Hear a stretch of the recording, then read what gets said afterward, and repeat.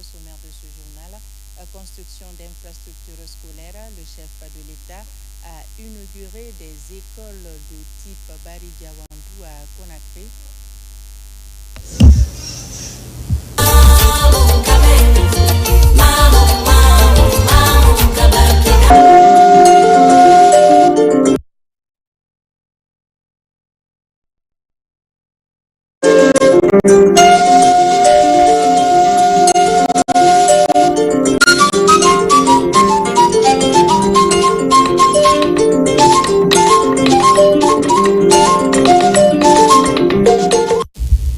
Merci d'être avec nous sur les antennes de la télévision nationale. Au sommaire de ce journal, à construction d'infrastructures scolaires, le chef de l'État a inauguré des écoles de type Bari-Diawandou à Conakry. Ces infrastructures de haute qualité vont faciliter un meilleur apprentissage aux élèves et aux enseignants.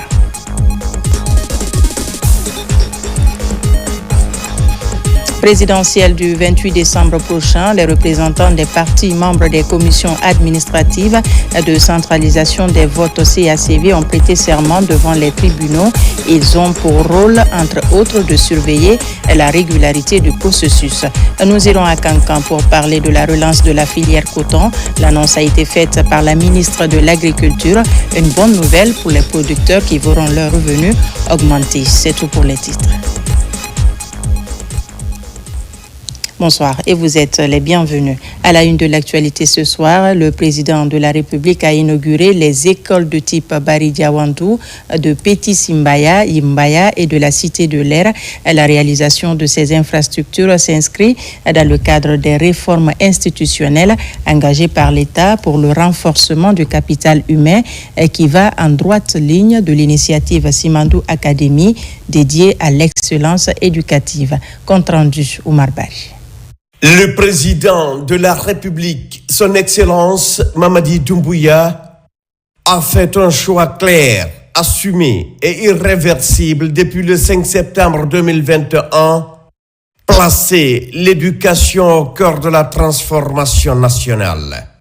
Depuis les premiers jours, le secteur éducatif connaît des réformes profondes et structurantes traduisant la volonté politique du chef de l'État de bâtir un capital humain solide, moteur de développement durable et responsable de notre pays. Dans cette dynamique de refondation du système éducatif, plusieurs actions structurantes ont été engagées.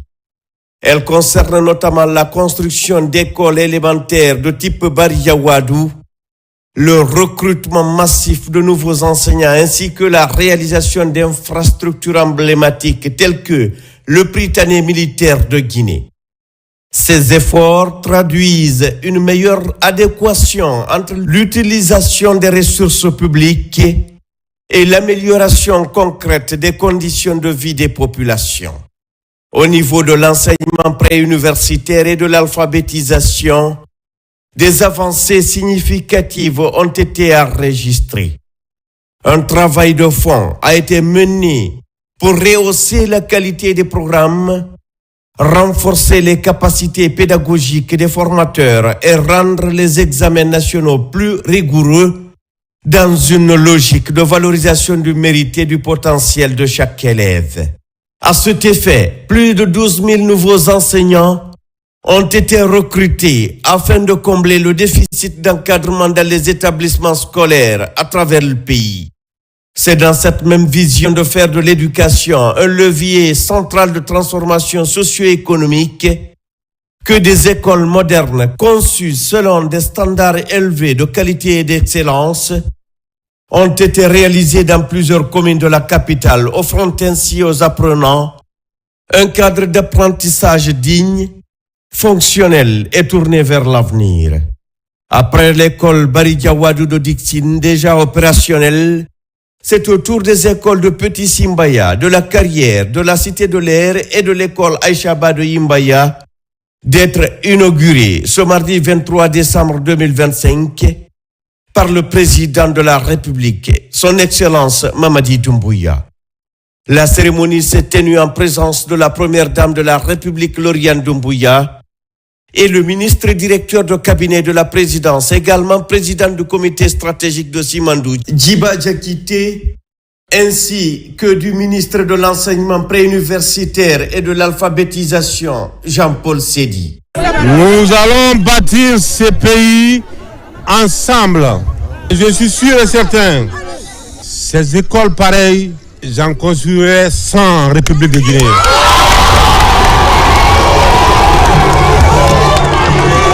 Chaque école de type Baridia Wadou comprend 2 blocs pédagogiques en R+2, une vingtaine de salles de classe modernes, des bureaux administratifs équipés, près d'une trentaine de cabines de toilettes, des aires de jeu dont des terrains de basket, des cabines techniques dédiées à la sécurité incendie. Ces écoles-là, vous les avez vues, ce sont de type moderne, donc elles participent à la construction de la Nouvelle-Guinée. Elles consistent à mettre chez chacun de nos enfants la qualité. Aujourd'hui, il y a près de 600 salles de classe qui ont été mises, rien que sur les 3 ans, à la disposition des enfants de la région. Ces 4 écoles ne font pas partie de ces 600 qui ont été faites avant. Donc nous allons aller vers près de 1000 salles de classe qui sont... mais les salles de classe ne suffisent pas. Les enseignants, c'est presque 12 000 enseignants qui ont été recrutés pendant cette année et qui sont aujourd'hui en train de travailler dans le système éducatif. Mais ce n'est pas tout. C'est la réforme aussi des programmes qui ont été faits sur les programmes de la première année à la terminale ont été refaits. Aujourd'hui, au moment où je vous parle, les manuels du CP1 et CP2 sont disponibles. C'est-à-dire que chaque enfant guinéen qui va être inscrit à l'école l'année prochaine aura un livre gratuitement. C'est une vision du président de la République à travers le programme Simandou 2040, à travers lequel il y a donc Simandou Academy qui va développer, lui, l'excellence dans notre système éducatif. Donc ces écoles que vous voyez là, nous allons faire en sorte qu'avec les enseignants qui vont y être, avec la direction de ces écoles, on remette un peu plus haut les curseurs pour que petit à petit nous puissions avoir à la base le socle nécessaire à l'excellence que nous recherchons au niveau des collèges et des lycées. Aujourd'hui, il y a un gros programme qui s'appelle le programme GIGA qui va consister à connecter 2200 écoles à travers toute la Guinée. À date, 550 écoles qui sont connectées où les élèves peuvent eux-mêmes avoir accès aux ressources éducatives. Donc, c'est dire qu'on ne va pas sur un seul flanc. Il y a l'enseignement classique, il y a le modernisme, il y a l'amélioration des infrastructures, il y a l'amélioration des conditions de vie des enseignants. Nous avons également le domaine des cantines scolaires qui vont prendre de plus en plus d'ampleur. Parce que la cantine scolaire, ce n'est pas une question de mendicité. La cantine scolaire, c'est un intrant éducatif, comme la craie, comme la salle de classe. La réalisation de ces infrastructures s'inscrit dans le cadre des réformes institutionnelles engagées par l'État sous le leadership visionnaire de son Excellence le président Mamadi Doumbouya pour le renforcement du capital humain conformément à la vision stratégique du programme Simandou 2040 et plus précisément dans le cadre de l'initiative Simandou Academy. Simandou Academy est une initiative ambitieuse du programme Simandou 2040 dédiée à l'excellence éducative portée par une vision claire, articulée autour de 3 objectifs fondamentaux pour répondre à notre besoin de capital humain. Promouvoir l'excellence dans l'éducation, la recherche et l'innovation en République de Guinée à travers la création d'établissements de référence à l'image du Britannique militaire de Guinée. Concevoir et bâtir des infrastructures éducatives de dernière génération répondant aux standards internationaux d'une éducation de qualité. Enfin, tisser des liens avec les meilleures écoles et universités à travers le monde pour garantir une formation de haut niveau ouverte sur le monde et ancrée dans les réalités guinéennes. Désormais, une part significative des recettes minières du projet Simandou est directement réinvestie dans l'éducation. 20% sont consacrés à l'éducation et aux bourses d'études. 5% supplémentaires sont affectés au renforcement du système éducatif national. Cette orientation stratégique du président Mamadi Doumbouya traduit une ambition forte, transformer la richesse minérale de la Guinée en développement durable, en opportunités sociales et en prospérité partagée, afin de faire du capital humain la première richesse du pays, en privilégiant la formation, le savoir et l'intelligence nationale sur la simple exportation de matières premières. L'objectif est de valoriser davantage la matière grise guinéenne que l'exportation brute des ressources naturelles. La région de Conakry a bénéficié déjà 5 infrastructures modernes de type Bari Diawando sur les 100 planifiés sur le plan national. Et je vous rassure que ces infrastructures qui sont mises à notre disposition améliorent déjà les conditions de travail non seulement des élèves mais aussi de nos enseignants. Et en tant qu'inspecteur régional d'éducation, je veillerai sur l'entretien et la fonctionnalité aussi de toutes ces salles de classe que le gouvernement vient de mettre à notre disposition. Vraiment, voir de telles écoles dans notre pays, vraiment ça va droit au cœur. Il n'y avait pas de type d'école là en Guinée. Mais grâce à l'arrivée de notre président, son Excellence Mamadi Doumbouya, il veut moderniser tout. Vous avez vu les travaux qu'il est en train de faire, par-ci, par-là. Les écoles de type Bari Diawadou constituent une traduction concrète de la vision éducative du président Mamadi Doumbouya. Elles marquent une rupture assumée avec les approches du passé et ouvrent la voie à une école guinéenne moderne, performante et souveraine, capable de préparer une jeunesse compétente, responsable et consciente de son rôle dans le développement national. Après la capitale et le Grand Conakry, des écoles de ce type seront progressivement réalisées à l'intérieur du pays afin de promouvoir l'égalité des chances, révéler les talents sur toute l'étendue du territoire, intégrer le numérique éducatif, valoriser les filières scientifiques et techniques et former des citoyens engagés, porteurs de valeurs républicaines fortes. Avec la réalisation de ces écoles, le chef de l'État, son Excellence Mamadi Doumbouya, pose un acte de foi dans l'avenir, un acte de confiance dans l'intelligence guinéenne et un acte de responsabilité envers les générations présentes et futures. Le président de la République, accompagné de la première dame, a visité ce mardi la raffinerie d'or à la Cité de l'Air et le lac Gbassikolo, symbole d'une Guinée qui se transforme et se modernise à travers cette unité industrielle de dernière génération. La Guinée ambitionne désormais de s'affirmer comme un acteur majeur, rompant définitivement avec le modèle de simple exportateur de matières premières brutes. Fatmata Kourouma. Dans le cadre de la mise en œuvre du programme hautement stratégique Simandou 2040, son Excellence le Président Mamadi Doumbouya, chef de l'État, accompagné de la Première Dame Lauriane Doumbouya et du ministre directeur de cabinet de la Présidence Djiba Diakité, s'est rendu ce mardi 23 décembre 2025 sur le site de Nimba Gold Refinery, situé à Gbessia, Cité de l'Air, dans la commune de Gbessia. Infrastructure ultra-moderne, Nimba Gold Refinery s'impose comme la deuxième plus grande raffinerie d'or au monde après la Suisse. Avec une capacité de traitement de 2000 kg d'or par jour, extensible à 4000 kg en fonctionnement continu, 24 heures sur 24, une capacité mensuelle estimée à 520 tonnes, cette raffinerie marque un tournant historique pour l'industrie aurifère guinéenne. À travers cette unité industrielle de dernière génération, la Guinée ambitionne désormais de s'affirmer comme un acteur transformateur majeur, rompant définitivement avec le modèle de simple exportation de matières premières brutes. Lors de la visite guidée, le chef de l'État a examiné avec attention les différentes étapes du processus de raffinage, saluant un projet qui s'inscrit pleinement dans la vision d'industrialisation et de transformation locale portée par Simandou 2040. Dotée de technologies de pointe, la raffinerie se distingue notamment par une automatisation avancée des lignes de production, réduisant les pertes et les erreurs humaines. Des systèmes de récupération des métaux précieux secondaires, notamment l'argent, une diversification de la production avec des lingots d'or répondant aux standards internationaux, une flexibilité industrielle permettant le traitement des déchets électroniques et industriels à forte valeur métallique, une traçabilité numérique intégrale de la mine jusqu'au marché international avec enregistrement sécurisé des lots, analyse et rendement, des systèmes de sécurité et de contrôle qualité en temps réel, garantissant la conformité environnementale et la réduction drastique des émissions toxiques.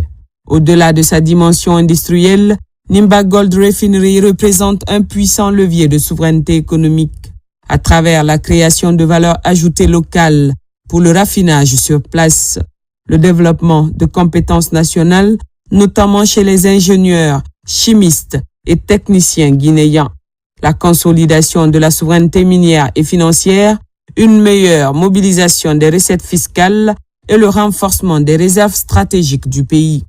La création de milliers d'emplois directs et indirects, tout en attirant des investissements étrangers structurants conformément au contenu local. Sur place, le président de la République a rappelé avec fermeté que les ressources minières de la Guinée ne seront plus jamais bradées, mais exploitées de manière responsable et stratégique au bénéfice exclusif du peuple souverain de Guinée. Cette exigence s'inscrit dans la droite ligne de la décision présidentielle du 8 avril 2022 enjoignant les sociétés minières opérant en Guinée à construire des raffineries à l'image de SPIC et de Winning Consortium Alumina Guinée qui ont respectivement lancé les travaux de leur raffinerie d'alumine à Bofa et à Dobali dans Boké dans le cadre de l'accord cadre sino-guinéen. Sous le magistère du président Mamadi Doumbouya, la Guinée a définitivement tourné la page d'un passé minier marqué par les pillages silencieux, les permis dormants et les promesses sans lendemain. Désormais, place à une nouvelle ère, celle de la transformation locale, de la création de chaînes de valeur, du contrôle rigoureux des concessions et de la souveraineté économique assumée. Convaincu que l'économie de rente constitue une impasse, le chef de l'État a fait de l'industrialisation minière un pilier central de la refondation, ouvrant la voie à un développement durable, responsable et inclusif. Après la visite de la raffinerie, le président de la République s'est rendu sur le site du lac Bassikolo, dans la presqu'île de Kaloum, dont les travaux réalisés sous sa haute impulsion connaissent une avancée remarquable. Véritable vitrine du branding Guinée, la Guinée fait, le lac Bassikolo dépasse le simple cadre d'un espace de détente pour devenir un outil majeur de cohésion sociale, de vivre ensemble et d'épanouissement collectif. Longtemps abandonné, ce site est aujourd'hui entièrement valorisé et sécurisé avec une clôture de 900 mètres, un parc pour enfants, près d'un hectare d'espace vert, un lac de 22 000 mètres carrés agrémenté d'une fontaine, une cafétéria, un bâtiment administratif, un musée.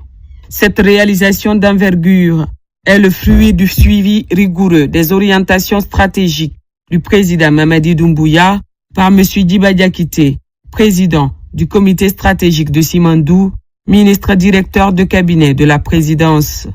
Relié au parc citoyen de Conakry et à Camayen Plage, le lac Bassikolo s'intègre désormais dans un écosystème urbain moderne et harmonieux, destiné à faire de Conakry une capitale durable et attractive.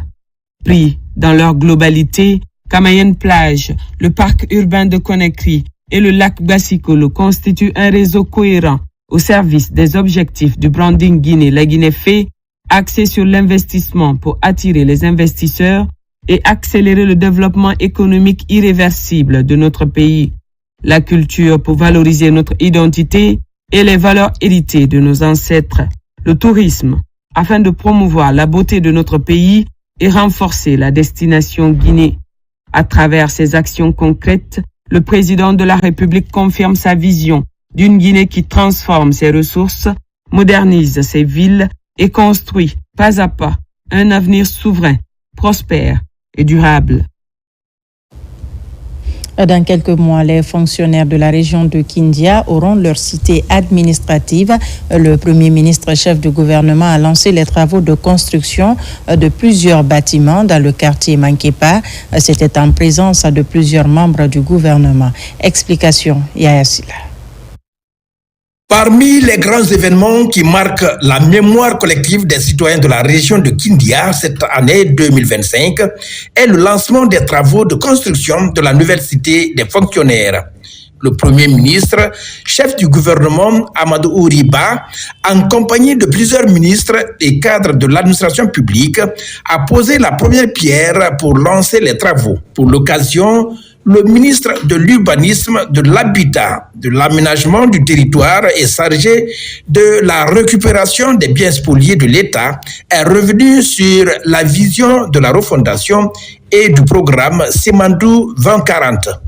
Ce mérite revient au chef de l'État, Mamadi Doumbouya, qui a bien voulu mettre en place le programme de développement socio-économique durable et responsable Simandou 2040, dont nous avons la charge aujourd'hui de matérialiser la vision à travers ces différentes réalisations d'infrastructures partout dans le pays. Et pour tous les fonctionnaires guinéens, les fonctionnaires sont des architectes de l'unité nationale. La Guinée a unité nationale. Beaucoup d'entre nous ici se réclament Kindianais, dont leurs papas viennent d'ailleurs en Guinée, mais qui étaient plutôt fonctionnaires. Par conséquent, construire une cité pour les fonctionnaires à Kindia est une œuvre utile qu'il faut saluer.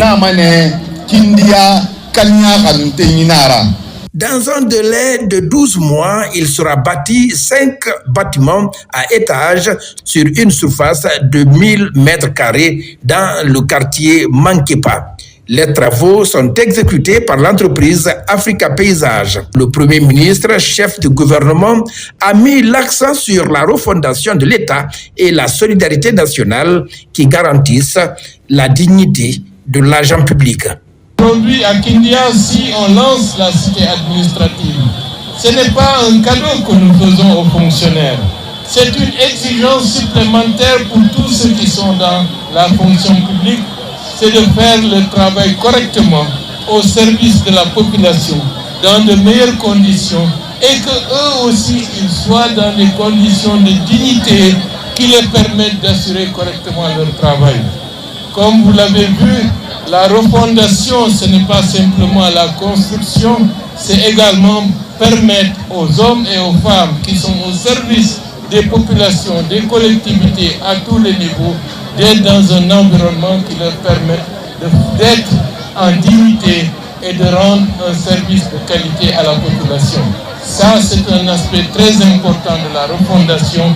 Cela veut dire que tout ce que nous faisons est tourné vers une meilleure satisfaction des besoins des populations. Partout où il est passé, le Premier ministre, chef du gouvernement, a été ferme sur la gestion des fonds publics. Il a prévenu que le gouvernement ne tolérera aucun chantier abandonné et que le suivi sera rigoureux. Vers la présidentielle du 28 décembre prochain, la CEDEAO a déployé 120 observateurs électoraux en Guinée. C'est dans la soirée de ce mardi que le chef de mission d'observation pour la Guinée de l'organisation sous-régionale a été reçu par les autorités du ministère des Affaires étrangères. Une opportunité pour les responsables de la mission de décliner les objectifs de leur présence à Conakry. Reportage de Amadou Touré et Seydou Basila. Pour l'observation électorale du scrutin présidentiel du 28 décembre 2025 en Guinée, la communauté économique des États de l'Afrique de l'Ouest, CEDEAO, a déployé une mission composée de 120 observateurs. La délégation est conduite par Dr Abdouli Diané. L'observation, c'est le meilleur moyen de s'assurer que les élections sont libres et transparentes. Le CEDEAO est en train d'aider la Guinée pour qu'on ait des élections acceptables, transparentes, et comme ça on passe de phase actuelle à une phase beaucoup plus démocratique. Dans la même mission, l'on pouvait signaler la présence d'une autre figure non les moindres. Il s'agit de l'ambassadeur Abdel Fatou Moussa, commissaire aux affaires politiques, à la paix et à la sécurité. Il a apporté des précisions autour de la présence de la délégation de la CEDEAO. C'est une mission qui est composée des délégations de tous les éléments de notre communauté. On sait très bien, la Guinée, c'est un pays clé de notre sous-région. Ici, on connaît son histoire et tout ça. Et je crois que, comme vient de dire le chef de la mission, ces élections vont mener à terme la transition pour que finalement la Guinée soit pleinement réintégrée dans les instances de décision de la CEDEAO. Au lendemain de leur arrivée à Conakry, les membres de la mission de la CEDEAO ont rencontré successivement les autorités du ministère des Affaires étrangères, de l'intégration africaine et des Guinéens établis à l'étranger avant de se rendre à la Cour suprême. Dans ces différentes institutions, la mission a eu une large conversation avec les autorités concernées relatives au processus de retour à l'ordre constitutionnel et surtout les préparatifs du scrutin présidentiel du 28 décembre 2025. Pour justement appuyer le processus électoral, la mission conjointe CEDEAO, Union africaine, OIF, Union du fleuve Mano, a réaffirmé son engagement aux côtés des autorités guinéennes. Le président de la Commission de l'Union africaine salue les avancées enregistrées et précise les contours de cet accompagnement. Je vous propose de suivre un extrait du chef de la délégation au micro de Ousmane Bangoua. Ce pays fait partie de l'Union africaine et vous connaissez son passé récent que nous, en tant qu'organisation, nous suivons avec beaucoup d'intérêt. Leur invitation a donc été une source d'encouragement de nous autres à ce que les autorités de ce pays se sentent encore dans ces institutions et il est de notre devoir de venir observer le processus électoral tel qu'il se déroule ici, dans l'optique de mettre en place le retour à l'ordre constitutionnel de votre pays, ce qui est exigé par l'ensemble de ces organisations, et particulièrement de l'Union africaine. Nous nous sommes donc entretenus à ce sujet et nous lui avons fait part de différentes observations que nous voyons ici. D'abord en bon accueil, deuxièmement en calme tout à fait garanti ici, et une expression tout à fait libre, les gens vivent, vaquent leurs occupations, et nous osons espérer que le déroulement des élections prévues dimanche va se dérouler dans cette optique. Nous lui avons promis de faire rapport de nos observations post-électorales aussitôt après, et que nous espérons très positives et qui vont aussi garantir le retour de votre pays dans les instances de l'organisation de l'Union africaine telle que cela est souhaité par les autorités d'aujourd'hui. Voilà un peu de mots ce dont nous avons parlé. Nous parlerons du reste après les élections. Dans le même registre, à Conakry, les représentants des partis, membres des commissions administratives de centralisation des votes CACV ont prêté serment devant les tribunaux. Leur mission, garantir la transparence des résultats du scrutin, un engagement solennel pris devant les tribunaux de Dixine, Mafanko et Kaloum. C'est une compilation de Tierno Younsaba. Ils sont représentants des partis politiques désignés pour superviser la centralisation des résultats électoraux. À Conakry, les membres des commissions administratives de centralisation des votes CACV ont prêté serment devant les juridictions compétentes. Au tribunal de première instance de Mafanko, 12 membres y prêtent serment. Ici, les responsables du tribunal rappellent le rôle des concernés. Le parjus, ça fait partie des caractéristiques du serment. Quand vous faites une déclaration solennelle d'accomplir une mission, un devoir au nom de l'État, il faut mettre du sérieux. Celui qui ne le fait pas, il y a les conséquences. C'est ce qu'on appelle parjure. Parjure, c'est subir la rigueur de la loi. Donc, c'est pourquoi j'ai tenu à leur expliquer ce passage et insister pour qu'ils prennent les choses au sérieux. Je vous demande simplement de mettre, n'est-ce pas, l'intérêt de la nation au-dessus des intérêts partisans. Après Mafanko, direction Dixine, 11 autres membres accomplissent le rituel. Ici aussi, les magistrats insistent sur la responsabilité qui incombe aux membres des CACV dans ce contexte électoral. La formule du serment prévue à l'article 104 du Code électoral que vous allez prononcer tout à l'heure comporte des valeurs dont il convient d'éclaircir le sens et la portée. Il s'agit de l'honneur, l'indépendance. L'indépendance est synonyme de liberté et de souveraineté. Elle veut dire absence de dépendance, la transparence. Ce terme désigne le caractère de ceux qui ne cachent rien, l'impartialité. Cette expression veut dire neutralité.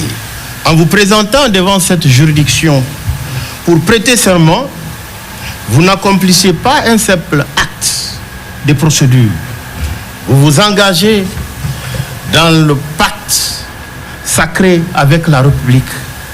Devant le tribunal de première instance de Kaloum, ils sont 6 à jurer de bien remplir la tâche qui leur est confiée. À terme, ils vont couvrir les communes de Kaloum et Kassa. Les mêmes valeurs sont à nouveau rappelées. L'alinéa 2 de l'article 104 indique les termes du serment comme suit. Je jure et promets sur l'honneur de remplir fidèlement mes fonctions de membre de la CACV, de n'obéir qu'à la seule autorité de la loi, d'agir en toute indépendance, transparence et impartialité. En cas de parjure, que je subisse la rigueur de la loi. À quelques jours donc du scrutin, ces prestations de serment sont observées dans toutes les juridictions d'instance du pays. Elles marquent une étape majeure dans le dispositif électoral visant à crédibiliser le processus avec à la clé le renforcement de la confiance. À quelques jours donc de l'élection présidentielle, les initiatives en faveur du renforcement du tissu social se multiplient à travers le pays. À Seguirine, c'est le vestibule, espace ancestral de dialogue qui s'érige en acteur clé de la prévention des conflits. On voit tout cela avec Marie Koumba Sovogui et Adama Elsa Traoré. Ici, la parole précède l'action. À Seguirine, le vestibule Nougat a servi de cadre à une cérémonie de sacrifice et de lecture du Saint-Coran. Leaders communautaires, sages et citoyens s'y retrouvent pour rappeler l'importance du vivre ensemble. À l'approche de l'élection présidentielle, ce cadre traditionnel rappelle que la paix se construit au quotidien par l'écoute et le dialogue. Nous sommes venus dans le cadre d'abord des élections pour essayer de nous ajouter aux sages, pour essayer d'apaiser les esprits, pour que les élections se passent dans les meilleures conditions, pour qu'on écarte toute tension, tous ceux qui ont des petits litiges, qu'ils les mettent de côté, pour que nous ayons vers l'objectif commun, c'est de tout faire pour que les élections se passent dans les meilleures conditions. Avant, pendant et après, nous serons là aussi. Lieu de concertation et de médiation, le vestibule de Seguirine devient un espace de prévention Nougat des conflits. Un cadre où les mots rassemblent pour que le choix des urnes s'exprime dans le calme et la concorde.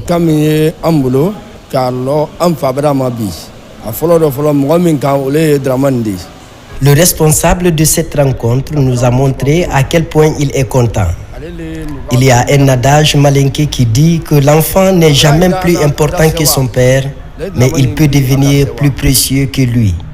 Et aujourd'hui, nous sommes fiers de ce sacrifice à l'honneur de Seguirine.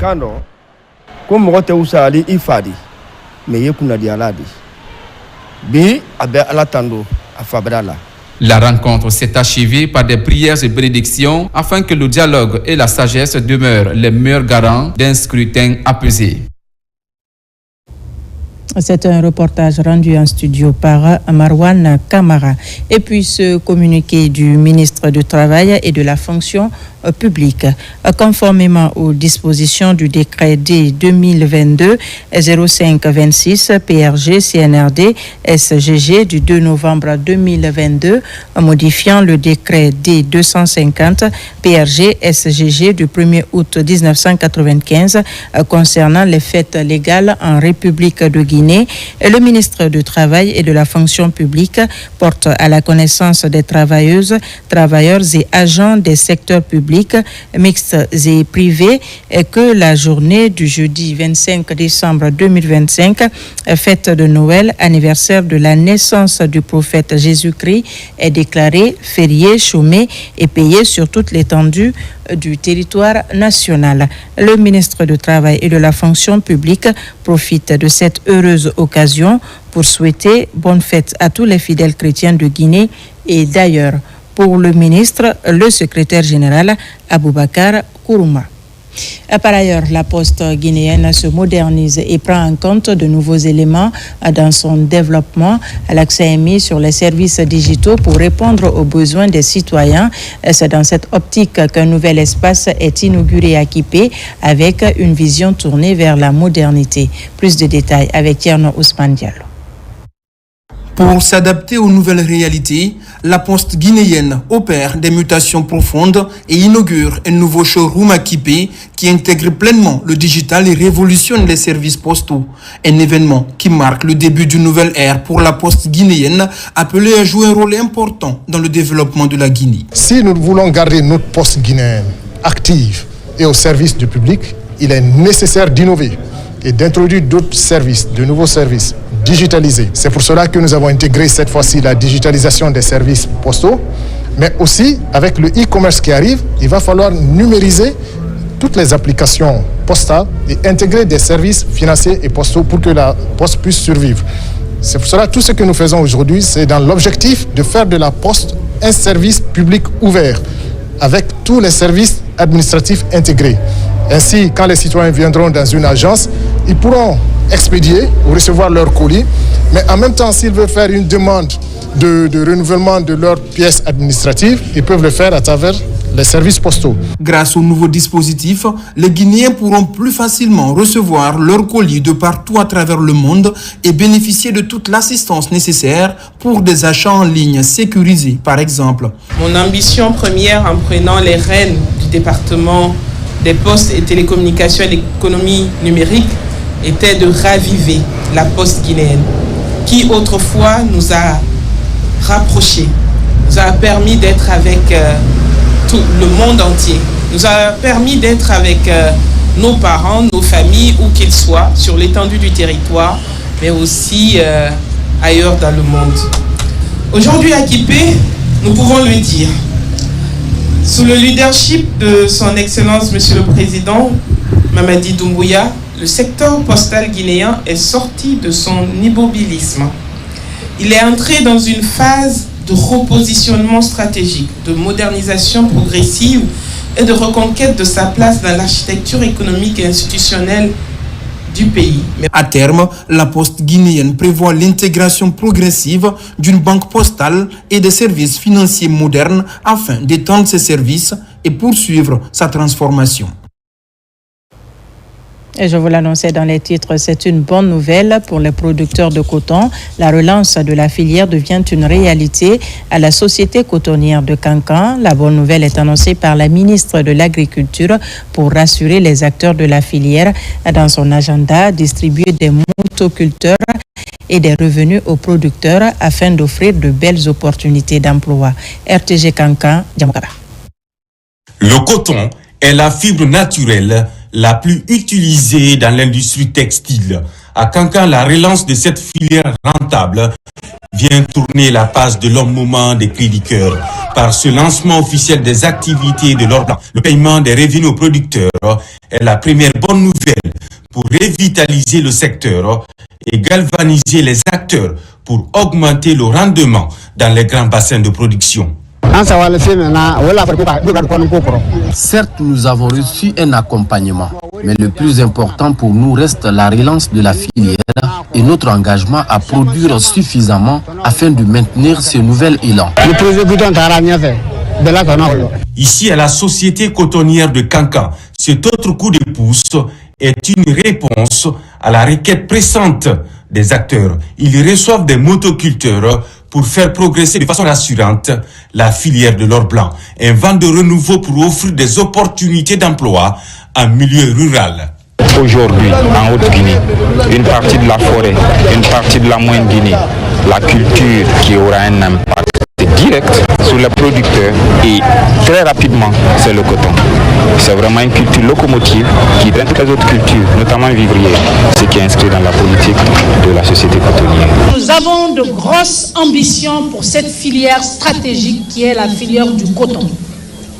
Le gouvernement fera sa part en créant les conditions optimales pour une relance effective aux producteurs et aux autres acteurs de la chaîne de valeur du coton, de reprendre confiance, de se mobiliser autour des objectifs de la relance et de se mettre à la tâche. Nous avons la chance, celle d'avoir un homme, le président de la République, le chef de l'État Mamadi Doumbouya qui sait relever les défis, un président qui met les priorités de son peuple en avant et avant tout. Ainsi, le programme Simandou 2040 qu'il a initié permettra de financer le développement du secteur agricole et d'accompagner les filières porteuses de croissance économique et génératrices de plus-value telles que celle de la filière coton. La réception de ces engins agricoles et le paiement des revenus aux producteurs de coton renforce l'énergie de la société cotonnière de Kanka pour rendre la filière plus productive et compétitive. Un signal fort pour revitaliser la politique agricole du gouvernement en matière de production et de transformation du coton. Histoire et diplomatie. Le 12 décembre 1958 marque une étape majeure dans l'histoire de la Guinée. Ce jour-là, le pays entrait officiellement aux Nations Unies, affirmant sa souveraineté et sa place parmi les nations du monde. Cette année, la date anniversaire est célébrée en différé à travers un échange diplomatique organisé par l'Association guinéenne des anciens diplomates. Des précisions avec Makemedonso. Le 12 décembre 1958 marque une date historique pour la Guinée. Ce jour-là, le pays devenait le 82e État membre de l'Organisation des Nations Unies, affirmant ainsi sa souveraineté sur la scène internationale. Pour préserver cette mémoire, l'Association guinéenne des anciens diplomates AGAD a fait de cette commémoration une priorité. À travers rencontres et échanges, l'objectif est de retracer l'évolution historique et diplomatique de la Guinée depuis son accession à l'ONU. Pour célébrer cette date, gravée pour l'éternité dans les récits historiques, qui mérite d'être retenue par les jeunes générations, actuelles et futures, l'AGAD, dans sa quête permanente de promotion de l'image de marque de notre pays, se fait un point d'honneur d'organiser cet événement. Selon le ministère des Affaires étrangères, de l'intégration africaine et des Guinéens établis à l'étranger, cette initiative vise également à transmettre aux jeunes générations les valeurs de diplomatie, d'indépendance et d'engagement international qui ont marqué les débuts du pays. Aujourd'hui, alors que notre pays poursuit ses efforts de consolidation de la paix, de renforcement de la bonne gouvernance et de développement durable, nous puisons dans l'héritage de ces pionniers la force morale, les valeurs cardinales et la vision nécessaire pour relever les défis contemporains dans le respect des principes qui ont toujours guidé leur action. Au nom de son Excellence Dr Maurice Anda Kouyaté, je rends un hommage appuyé et solennel à ces bâtisseurs de notre diplomatie et réaffirme notre détermination à honorer leur héritage en demeurant fidèles aux idéaux des Nations Unies et aux valeurs pour lesquelles ils se sont engagés. Plus de 6 décennies après, cette date reste un symbole fort de l'ancrage de la Guinée dans le concert des nations. De 1958 à nos jours, notre pays continue de puiser dans son histoire diplomatique les repères nécessaires pour affirmer sa place sur la scène internationale. Un mot de santé dans ce journal. Face aux défis persistants liés à la vaccination infantile, un nouveau projet ambitieux voit le jour. Ça s'appelle Génération de la demande pour la vaccination, financé par Gavi en partenariat avec le programme élargi de vaccination et le ministère de la Santé. Ce programme vise à renforcer la sensibilisation des communautés. Kadiatou Suleiman Keita. En Guinée, un nouveau souffle est donné à la lutte pour la protection des enfants contre les maladies évitables par la vaccination. Le lancement du projet Génération de la demande pour la vaccination des enfants qui n'ont reçu aucun vaccin de routine. Il marque une étape décisive dans la sensibilisation des communautés à l'importance de faire vacciner leurs enfants. Les enfants 0-12, ceux qui n'ont reçu aucun vaccin de routine, représentent l'un des défis majeurs de notre système de santé. Ils sont souvent issus des communautés éloignées, vulnérables ou marginalisées et restent exposés à des maladies évitables par la vaccination. C'est dans ce contexte que s'inscrit ce projet ambitieux de génération de la demande pour la vaccination mise en œuvre dans les districts sanitaires à faible couverture. On a choisi au fait ces structures pour accompagner la coordination nationale du PEV parce que nous pensons qu'aujourd'hui il y a des difficultés en termes de mobilisation de la communauté pour respecter les contacts en lien avec le calendrier vaccinal établi par le pays.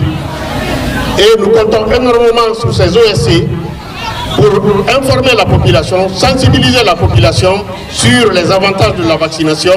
Ce projet innovant déploie des superviseurs équipés à moyen roulant dans 11 districts sanitaires du pays à faible couverture vaccinale. Ils sont formés pour répondre aux préoccupations des parents et lever les éventuelles réticences autour des vaccins. Au nom de tous les superviseurs bénéficiaires et rassurer le consortium que ces engins seront utilisés bon escient pour l'atteinte des objectifs de ce projet. Le lancement du projet Génération de la demande pour la vaccination des enfants zéro dose traduit un engagement fort des autorités sanitaires et de leurs partenaires et s'inscrit dans la vision d'un avenir où chaque enfant, où qu'il se trouve, bénéficie pleinement de son droit fondamental à la santé. Le 22 décembre dernier, l'on a commémoré la date anniversaire de la disparition de général Lansana Conté. Ce chef militaire a dirigé notre pays de 1984 à 2008. Ses proches collaborateurs se souviennent encore de lui. Une lecture du Saint-Coran est organisée pour la circonstance. Lansana Silla, Aboubakar Junior Camara, reportage. 22 décembre 2008, 22 décembre 2025, 17 ans, jour pour jour, que le feu président Lansana Conté a tiré sa révérence après 24 ans d'exercice de la plus haute fonction du pays. 17 ans après, parents, amis et collaborateurs se souviennent encore de l'homme. C'est ici, à Moussalia Fotonta, qu'ils se sont donné rendez-vous pour implorer Dieu à travers la lecture du Saint-Coran pour le repos éternel de l'âme du défunt. J'ai connu le général Lansana Conté au camp Samori bien avant qu'il ne soit chef d'État. Et que vraiment l'homme que j'ai connu avec l'humilité, avec sa patience, avec sa capacité, sa faculté d'écoute, vraiment m'a fait que je m'inspire à cet homme. La particularité pour cette année est le rassemblement de tous les homonymes du président général Lansana Conté qui décident de rendre hommage à l'homme. La famille du défunt exprime leur reconnaissance au président et aux citoyens qui continuent de reconnaître les bienfaits du général Lansana Conté. C'est un monsieur qui a beaucoup fait pour ce pays. Et donc pour nous, c'est une histoire, c'est une légende, le général Lansana Conté. Paix à son âme, que Dieu lui accorde le paradis, que Dieu accorde le bonheur à sa descendance.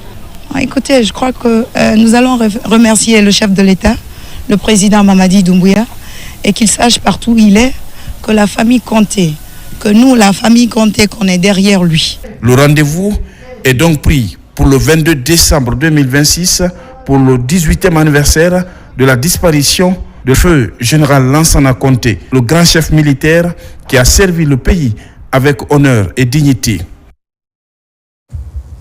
Culture pour terminer, et c'est parti pour la 10e édition du Festival, un événement qui rassemble chaque année les grandes figures de la musique guinéenne pour offrir un moment de partage et de fête au Friaka. La cérémonie d'ouverture a été marquée par la présence des autorités locales et des acteurs culturels de la région. Le point avec Mohamed Bangora et Abdoulaye Diallo. La ville de Fria vibre au rythme du festival, un événement qui depuis 10 ans réunit artistes et acteurs culturels autour de la musique, de la danse et de la promotion de l'entrepreneuriat culturel. Cette rencontre intergénérationnelle, initiée par la structure MacTeam, a pour ambition non seulement d'offrir un spectacle de qualité au Friaka, mais aussi de mettre en lumière les talents émergents de la scène guinéenne. À la base, nous voulions faire un événement pour faire plaisir aux populations de Fria qui en avaient besoin. Aujourd'hui, nous avons dépassé l'objectif que nous sommes assignés parce que la ville de Fria après ce festival-là comme son emblème. Ce festival est un véritable tremplin pour les jeunes artistes en quête de promotion. C'est l'occasion rêvée pour eux de se faire découvrir par le grand public et de partager leur passion de la musique. C'est non seulement un plaisir, mais ça peut aussi aider à donner beaucoup plus de visibilité à les gens qui ne nous connaissent pas et tout. Donc c'est une occasion à célébrer pour nous en fait. La culture et l'éducation, les deux vont ensemble. Vraiment, c'est un sentiment immense. Nous sommes dans la joie. On est venu se divertir. Pour cette 10e édition, le festival rend hommage à Mamadou Aliou Bari, alias Ndol, pour son engagement sans relâche dans la promotion de la culture et la formation des jeunes talents de Fria. Sur scène, des vedettes comme Fishkila et King Alasco ont revisité leurs plus grands tubes pour offrir aux festivaliers un moment inoubliable de la musique et de plaisir.